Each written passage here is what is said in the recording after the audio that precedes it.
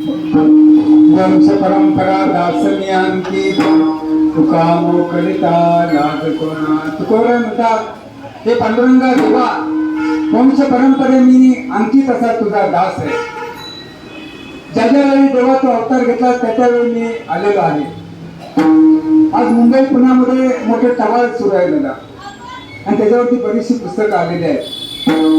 जी आता मुंबईची अभ्यासक मंडळी आहे, विद्वान मंडळी आहे, यांनी असा तर्क काढला, असा सिद्धांत काढलाय की तुकोबरायांचा खून की वैकुंठ गमन, ज्ञानेश्वर महाराजांचा मृत्यू आणि एकनाथ महाराजांचा आत्मसमर्पण, आताची जी अभ्यासक मंडळी आहे, असे तर्क वितर्क मध्ये सुरू आहे.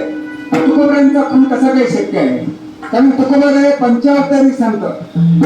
महाराजांचा प्रथम अवतार भक्त प्रल्हाद, द्वितीय अवतार आनंद, तृतीय अवतार उद्धव, चतुर्थ अवतार संत नामदेवराया आणि पंचम अवतार जगद्गुरु तुकाराम महाराज.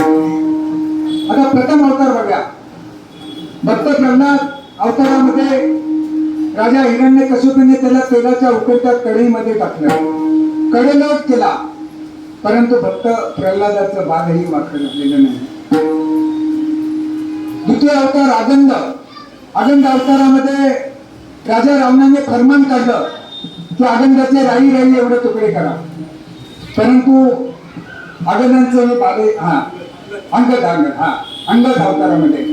आणि तृतीय अवतार उद्धव, संपूर्ण यादव कुल नष्ट झालं, परंतु भक्त उद्धव तसाच राहिलेला. चतुर्थ अवतार संत नामदेव महाराज, आणि नामदेव महाराज हा भक्तीचा डोंगरा पिटत असताना अगदी पूर्व पंजाबापर्यंत गेलेले आहेत. आणि पंजाबमध्ये कोलंदाजीच्या अरण्यामध्ये नामदेवराया ज्यावेळेस घुसले त्यावेळेस त्या अतिरेक्याने हत्यारे काढली, शस्त्र काढली आणि नामदेवरायांवरती ते हत्यारे शस्त्र चालवली.